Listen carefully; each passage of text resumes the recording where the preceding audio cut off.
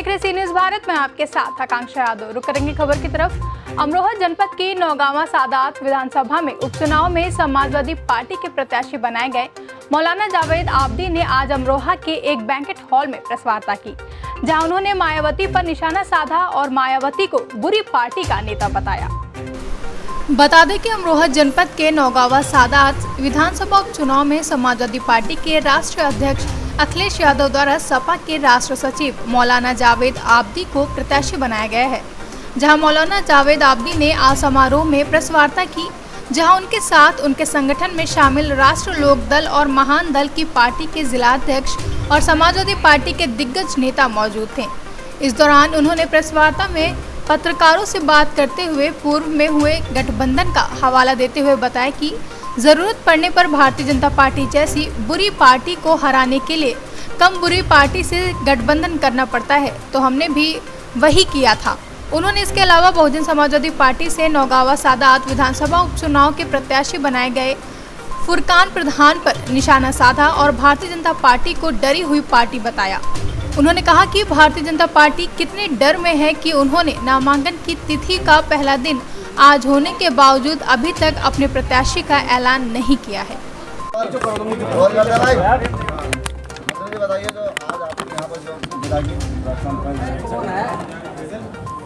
सबसे पहले मैं तमाम पत्रकार बंधुओं का दिल की गहराई से शुक्रिया अदा करता हूं कि हमारी बात सुनने और हमारी बात जनता के दरमियान रखने के लिए यहाँ पर आए हैं। दूसरी बात यह है कि मैं अपनी पार्टी के गठबंधन के साथियों, खास करके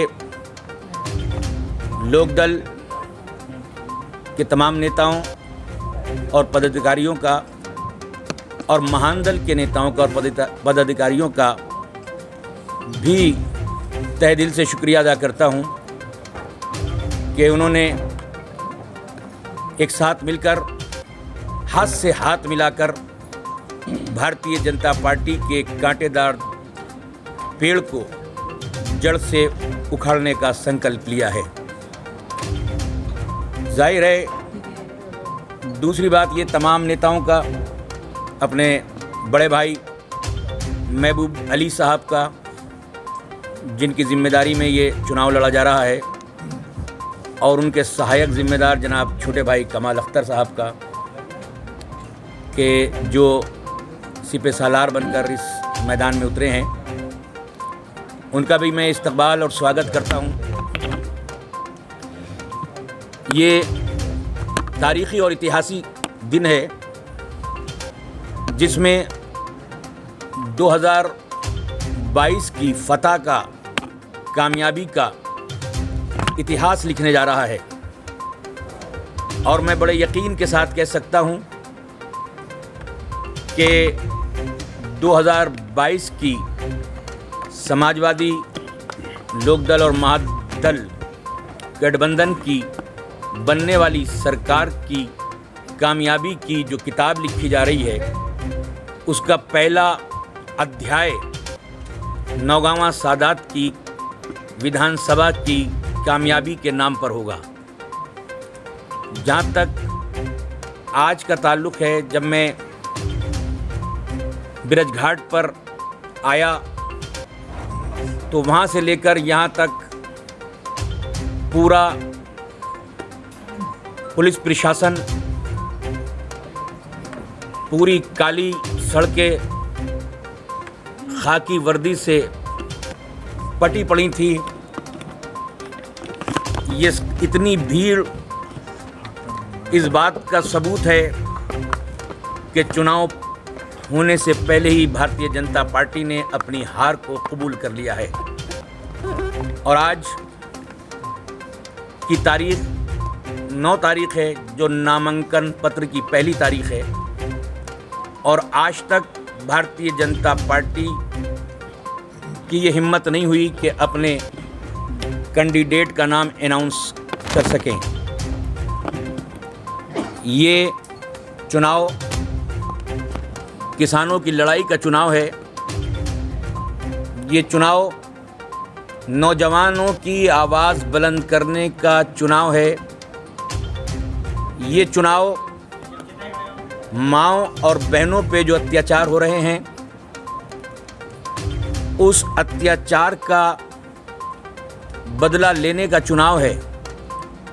जाहिर है गरीब किसान, भूखा नौजवान और बेइज्जती झेलने वाली महिला शासन और प्रशासन के सामने आंखों में आंखें मिलाकर अपनी ताकत का इजहार नहीं कर सकती। वो अपना गुस्सा और अपनी ताकत सिर्फ और सिर्फ उसके विरुद्ध वोट देकर और उनको सत्ता से बेदखल कर कर ही दे सकते हैं। मुझे पूरा यकीन है कि लोकदल के हमारे साथियों की मदद से, महान दल के हमारे भाइयों की मदद से, समाजवादी पार्टी के सिपाहियों की मदद से, भारतीय जनता पार्टी की सरकार को नौगांवा सादात विधानसभा के जरिए से एक बहुत बड़ा शौक और बहुत बड़ा झटका मिलेगा और यहाँ से ही किताब लिखने का जो अध्याय शुरू होगा, उसका पैगाम योगी सरकार से मोदी सरकार तक जाएगा। किसान, नौजवान जो 6 साल से नौकरियों का इंतज़ार कर रहा है, किसान जो अपनी आय के दुगने के ख्वाब दिखाकर उनके वोटों को खरीदा और बेकायदे से लिया गया था, इंतज़ार कर रहा है 3 तारीख का कि 3 तारीख को रात दिन 1-1 मिनट गिन गिन के कि 3 तारीख आए और हम भारतीय जनता पार्टी को 2022 का ट्रेलर दिखाने का काम करें। मुझे यकीन है और मैं बड़े एतमाद के साथ कह सकता हूं कि जिस सरकार ने जुमलों के साथ सत्ता को हड़पने का काम किया था, कभी गंगा की सफाई की जगह किसानों के बैंक की और गरीबों की जेबों की सफाई करने का काम किया है। इन्होंने बेटी बचाओ और बेटी पढ़ाओ का नारा दिया। बेटियों की इज्जत बरसरे-आम नीलाम हो रही है। उनके खिलाफ आवाज़ उठाने वालों को, चाहे वो किसानों के सबसे बड़े नेता का वारिस जैन चौधरी जी हों, अगर वो भी आवाज़ बुलंद करते हैं तो उनकी राजनीतिक विरासत के वारिस पर भी लाठियां मारने का काम करते हैं। लाठियां बदन पे लगती है लेकिन पूरा समाज को बेइज्जत करने का काम किया जाता है। जब लाला लाजपत सिंह के ऊपर अंग्रेज़ों ने लाठियां चार्ज की थी तो एक लाला लाजपत राय के सर पर लाठी नहीं लगी थी, बल्कि हर हिंदुस्तान की बेइज्जती करने का काम अंग्रेज सरकार ने किया था। आज उसी के नक्शे कदम पर चलते हुए लोग हमारे आवाज़ उठाने वालों पर लाठियां चार्ज कर रहे हैं। कोई जवान की आवाज़ उठाता है तो जवान पर लाठियां चार्ज करते हैं।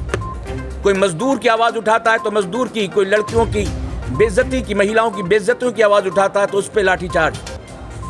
शायद यही हिटलरशाही है और यही डिक्टेटरशिप है। गांधी के देश में, चौधरी चरण सिंह के देश में, नेताजी माननीय मुलायम सिंह के देश में, याद रखो, चंद दिनों बहकाकर आप सत्ता की कुर्सी पे तो बैठ सकते हैं, लेकिन 5 साल के अंदर अंदर उसी सत्ता की कुर्सी की चूल्हे हिलाने का काम जनता ने करने का काम नौगांवा सादात से शुरू कर दिया है। मैं इन्हीं शब्दों के साथ अपनी तमाम जनता से कहना चाहता हूं कि बहकावे में नहीं आए। ये चुनाव सिर्फ भारतीय जनता पार्टी से ही, समाजवादी, लोकदल और महान दल गठबंधन का नहीं हो रहा, बल्कि ये चुनाव भारतीय जनता पार्टी की ए टीम के साथ बी टीम का भी हो रहा है। लेकिन अब जनता बेवकूफ़ नहीं है, जनता को अब पागल नहीं बना सकते।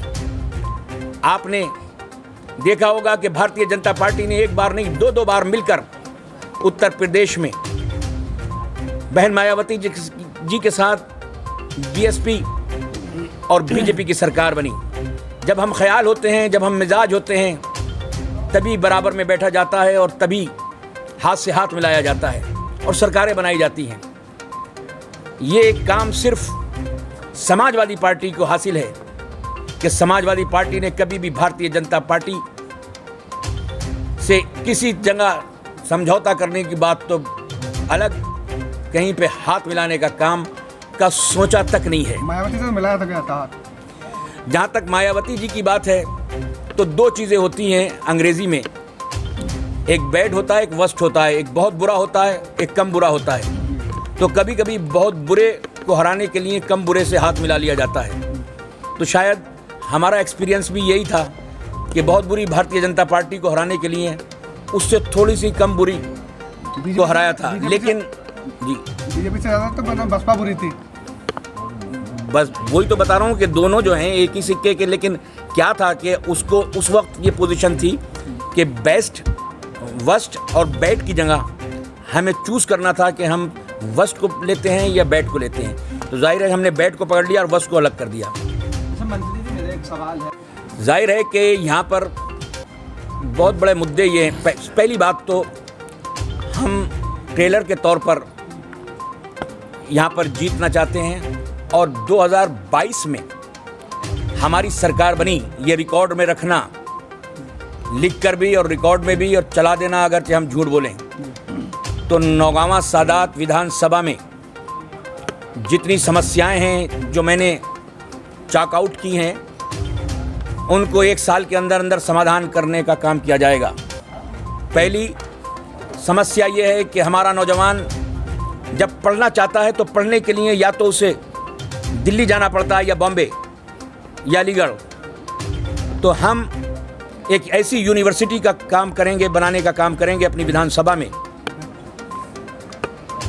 कि ताकि वो यूनिवर्सिटी बने और हमारे विधानसभा, हमारे ज़िले का कोई भी बच्चा, ना अमरोहा, हमारे विधानसभा का कोई बच्चा न दिल्ली, न मुरादाबाद, न बॉम्बे में जाए, घर से निकले वहीं पढ़ाई ख़त्म करे। दूसरा काम जो हमारे यहाँ पे बेरोज़गारी का नौजवानों का है, एक बहुत बड़ा हम यहाँ पे प्रोजेक्ट लेके आएंगे ताकि हमारे 10-20 हज़ार लोगों को उस एक प्रोजेक्ट में नौकरी लग सके।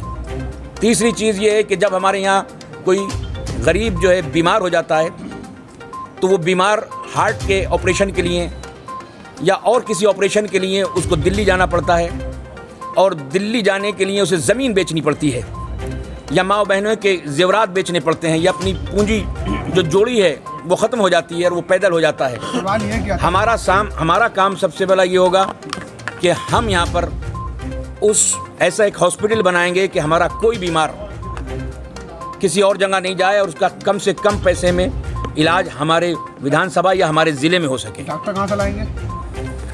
अभी पहले बनने तो दो, डॉक्टर कहाँ से लाएंगे, एक्सरे मशीन कहाँ से लाएंगे, अस्पताल बने हुए हैं उनमें पूर्ति ना हो पाई है। एक्सरे मशीन कहाँ से लाएंगे? तो बीजेपी की सरकार से ये पहले 5 साल सरकार में रहे हैं। 5 साल सरकार में रहे। हमने नौगांवा सादात में हमने हमेशा डॉक्टर रखा, एक MBBS डॉक्टर और 2 BMS मेरे डॉक्टर। साथी ने भी सवाल किया, आप 3 साल अब आए जनता के बीच में, फिर से पहले लोग हम चुनाव अब हो रहा है तो अभी आएंगे। अगर आंसू कौन कब पूछोगे आप? हैं? लोग परेशान थे इस लॉकडाउन में, आप कहाँ? मेरा भाई जो है पूरे 1 साल से अभी तक एक बार भी दिल्ली नहीं गया। मेरी वालदा लेडीज़ की सर्विस के लिए, मेरा घर जो है वो गोडाउन बना हुआ था, उसके फ़ोटो पिक्चर आपको पता है कि हम गरीबों की मदद कर रहे थे। हम ऐलान करके नहीं करते, क्योंकि ऐलान करें और फिर मदद करें। अमरोहा से सीनियर संवाददाता गौरव श्रीमाली की रिपोर्ट। फिलहाल इस खबर में बस इतना ही। देश और दुनिया की तमाम खबरों के लिए जुड़े रहें सी न्यूज़ भारत के साथ। हर खबर आपके साथ, आपके हाथ।